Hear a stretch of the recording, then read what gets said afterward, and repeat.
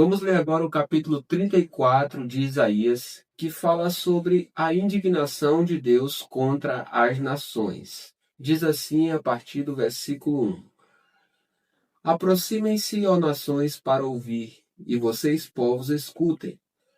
Que a terra e sua plenitude ouçam, que o mundo e tudo o que ele produz escutem. Porque a indignação do Senhor está contra todas as nações, e o seu furor está contra todo o exército delas. Ele as destinou para a destruição e as entregou à matança. Os mortos deles serão lançados fora, e dos seus cadáveres subirá o mau cheiro. Os montes se inundarão do sangue deles. Todo o exército dos céus se dissolverá, e os céus se enrolarão como um pergaminho.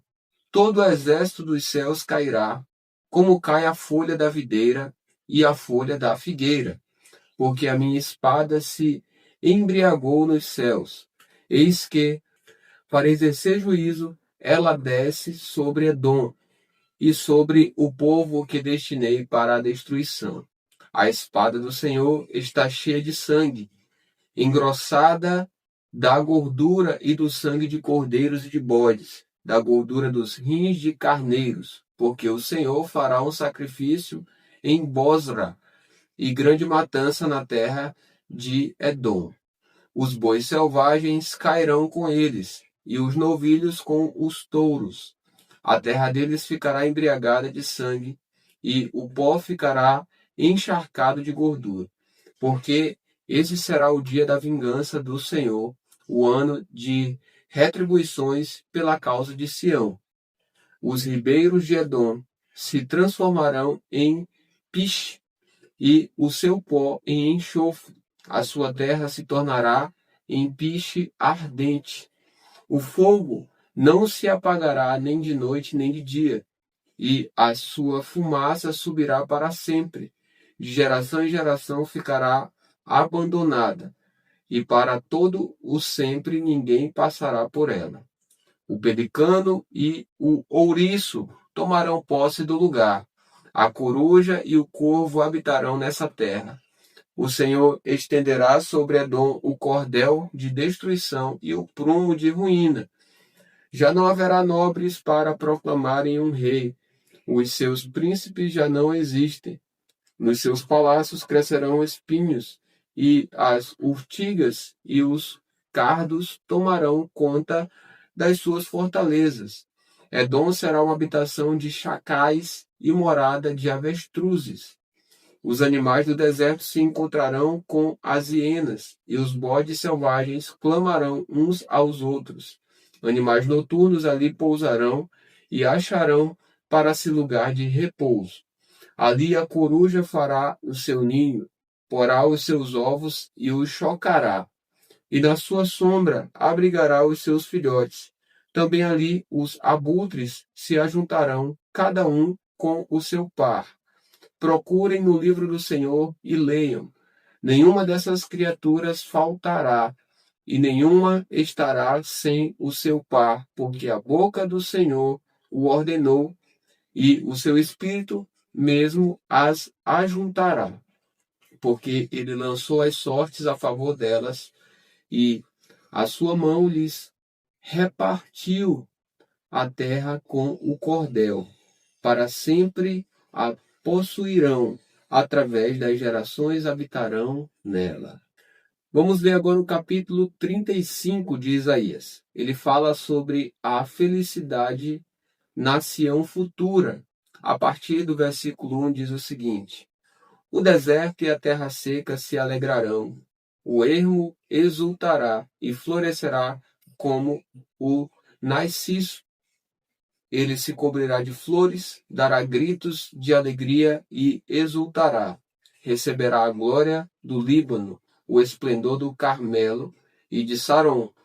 Eles verão a glória do Senhor, o esplendor do nosso Deus. Fortaleçam as mãos frouxas e firmem os joelhos vacilantes. Digam aos desalentados de coração: sejam fortes, não tenham medo. Eis aí está o Deus de vocês. A vingança vem, a retribuição de Deus, ele vem para salvar vocês. Então se abrirão os olhos dos cegos e se desimpedirão os ouvidos dos surdos. Os coxos saltarão como as corças, e a língua dos mudos cantará, pois águas arrebentarão no deserto e ribeiros no ermo. A areia escaldante se transformará em lagos e a terra seca em mananciais de água, onde os chacais costumavam viver. Crescerá a erva com canas e juncos. E ali haverá uma estrada, um caminho que será chamado de caminho santo. Os impuros não passarão por ele, pois será somente para o povo de Deus. Quem passar por esse caminho, mesmo que seja um tolo, não se perderá. Ali não haverá leão, nenhum animal feroz passará por ele, nem será encontrado nele. Mas os remidos andarão por esse caminho. Os resgatados do Senhor voltarão e virão a Sião com cânticos de júbilo. A alegria eterna coroará a sua cabeça. Ficarão tomados de júbilo e alegria, e deles fugirão a tristeza e o gemido. No capítulo 36 de Isaías vai falar sobre Senaqueribe invade Judá. A partir do versículo 1 diz o seguinte: no 14º ano do reinado de Ezequias, Senaqueribe, rei da Assíria, atacou todas as cidades fortificadas de Judá e as conquistou. O rei da Assíria, que estava em Laquis, enviou Rabsaque com um grande exército a Jerusalém, ao rei Ezequias. Ele parou na extremidade do aqueduto do tanque superior, junto ao caminho do campo do lavandeiro. Quem saiu ao encontro dele foram Eliaquim, filho de Ilquias, o responsável pelo palácio, Sebna, o escrivão, e Joá, filho de Asaf, o cronista. Agora vai falar sobre Rabsaque, afronta Ezequias e o Senhor. A partir do versículo 4 diz: Rabsaque disse: digam a Ezequias, assim diz o grande rei, o rei da Assíria. Que confiança é essa que você tem? Bem posso dizer que o seu conselho e o seu poder para a guerra são meras palavras. Em quem você está confiando para que se rebele contra mim? Você confia nesse bordão de caniço esmagado que é o Egito? Se alguém se apoiar no caniço, ele vai espetar e furar a mão. Assim é Faraó, rei do Egito, para todos os que nele confiam. Mas, se você me diz, confiamos no Senhor nosso Deus, eu pergunto, não é esse aquele cujos lugares altos e altares Ezequias removeu, dizendo a Judá e a Jerusalém que deveriam adorar somente do altar em Jerusalém?